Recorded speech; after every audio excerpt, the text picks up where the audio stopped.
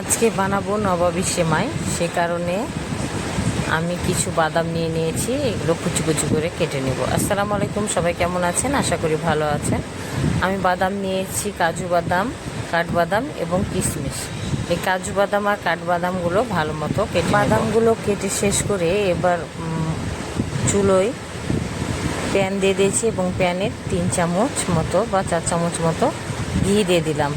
এবার ঘিটা হালকা গরম হলে এতে বাদামগুলো হালকা করে ফ্রাই করব। হালকা ফ্রাই, ডিপ ফ্রাই করব না, যেহেতু ছোট বাদামগুলো নিচে থাকলে পুড়ে যাবে, সেই জন্য আমি বড়গুলো বেছে বেছে দিচ্ছি। কারণ কুচি করার সময় অনেকগুলো কুচি কুচি হয়ে গেছে, অনেকগুলো গোটা হয়ে আছে, দুই রকম হয়ে গেছে। এখন ভালো মতো নাড়াচাড়া করে নেব এবং বাদামটা হালকা বাদামি করে ভাজবো যাতে পুড়ে না যায়, সেদিকে খেয়াল রাখবেন। সেমাইটা আমি আজকে প্রথম বানাচ্ছি, এর আগে কখনো বানাইনি। তবে ছেলে বলছিল নবাবী সেমাই বানিয়ে দিতে, সে কারণে যেহেতু ঈদের জন্য স্পেশালি এই সেমাইটা বানালাম। দেন আমার ভাজা কমপ্লিট হয়ে গেছে। আমার পাত্রর চাইতে আমার ছাঁকনিটা বড় হয়ে গেছে, এজন্য উঠাতে অনেক কষ্ট হচ্ছে, দেখতেই পাচ্ছেন। তারপরে যে হালকা করে ভেজে নিলাম। এরপরে সেমাইটা একটা পাত্রে ঢেলে নিব, দিয়ে ভালো করে ভেঙে নিব। এটা আবার ওই ঘিয়ের মধ্যে দিয়ে দেবো। যে পাতিলে আমি বাদামগুলো ভাজলাম সেই পাতিলেই সেমাইটা দিয়ে ভেজে নেব। এটাকে হালকা ফ্রাই করতে হবে সেমাইটাকেও। আর হালকা ফ্রাই না করলে, বেশি ডিপ ফ্রাই করলে অনেক কড়া হয়ে যাবে, যেহেতু কড়া করা যাবে না এই সেমাইয়ের ক্ষেত্রে। এটা সব কিছুই হালকা ফ্রাই করা লাগবে, সে কারণে অল্প করে ভেজে নেব। আমি ভালো মতো নাড়াচাড়া করবো, এপিট ওপিট ভালো মতো নাড়াচাড়া করে ভেজে নেব। এবং ভাজতে ভাজতে এর মধ্যে আমি দুইটা জিনিস অ্যাড করব। একটা হচ্ছে চিনি অ্যাড করব 1 কাপ, যেহেতু আমি মিষ্টির পরিমাণটা এটাতে কম রাখবো, সেজন্য 1 কাপ অ্যাড করলাম। আর এটাতে আবার গুঁড়ো দুধ অ্যাড করা হবে। গুঁড়ো দুধ আর চিনি দুইটা মিলে এটাকে আবার পুনরায় হালকা করে ভেজে নেব। এই যে এখানে আপনার 1/2 কাপ দুধ দিয়ে দিলাম, যেটা গুঁড়ো দুধ সেটা। এখন এটা ভালো মতো নাড়াচাড়া করে মিশিয়ে নিতে হবে। রান্নাটা হচ্ছে একটা আর্ট, নিজে চেষ্টা করলে অনেক কিছু রান্না করা যায়। আর মেয়েদের যেহেতু রান্না করে খেতে হবে, উপায় নাই, অবশ্যই রান্না করা শিখতে হবে, কারণ সংসার জীবনে মেয়েরাকেই রান্না করতে হয়। দেন আমার ভাজা হয়ে গেছে, এবার অর্ধেকটা আমি উঠাই নিলাম আর অর্ধেকটা বাটির মধ্যে দিয়ে দিলাম। আমি যে বাটিতে বানাবো এই বাটির মধ্যে দিয়ে ভালো মতো একটু সুন্দর মতো দিয়ে যাতে উপরটা প্লেন হয়ে থাকে, যেন কোনো দলা না পেকে যায়, সেই কারণে। এইবার 1/2 কাপ মতো দুধ নিয়ে নিলাম আর পাতিলে দুধ দিয়ে দিব আপনার 2.5 কাপ মতো। এটা হচ্ছে আপনার কাস্টার্ড পাউডার দিয়ে এই দুধটা জাল করে নিব। দিয়ে দিলাম 2.5 কাপ মতো দুধ দিলাম। এই যে দেখেন, মেপে দিচ্ছি।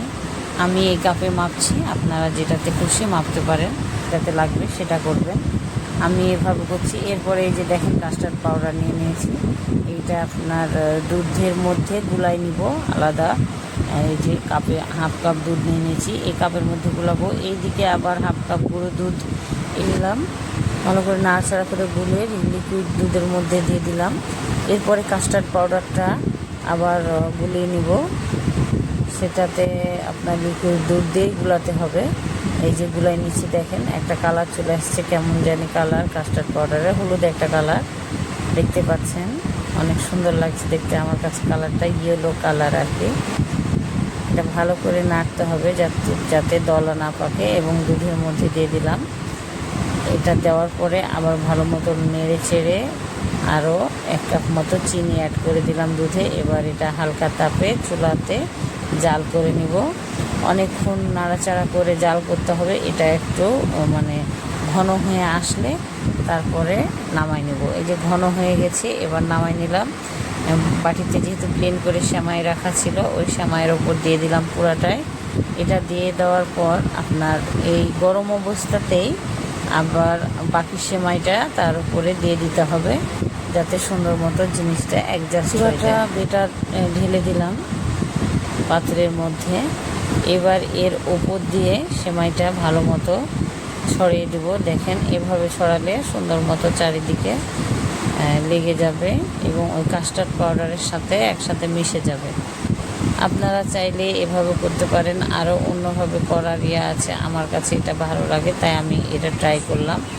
অনেক টেস্টি হয়েছে, যেহেতু আমি ট্রাই করার পরে ভিডিওটা দিয়েছি খাবার পরে, এই জন্য আপনাদের আগেই রিভিউ দিয়ে দিলাম। অবশ্যই কমেন্টে আপনারা জানাবেন কেমন হয়েছে, আর আমার জন্য একটু দোয়া করবেন। আমি খুব ভালো মতো কথা দিতে পারি না, ভিডিও মেক করতে পারি না ঠিক মতন, তার আপনারা আমাকে ক্ষমার দৃষ্টিতে দেখবেন। এবার ভাজা বাদামগুলো কিশমিশগুলো ছিল সেগুলো উপর দিয়ে একটু ছড়াই দিলাম সুন্দর মতো। দেখতে কি সুন্দর লাগছে দেখতে পাচ্ছেন, যেহেতু ওগুলো হালকা ফ্রাই করা আছে এই জন্য কালারটাও অনেক সুন্দর এসেছে। দেন আমার খাবার রেডি। সবাই ভালো থাকবেন, সুস্থ থাকবেন।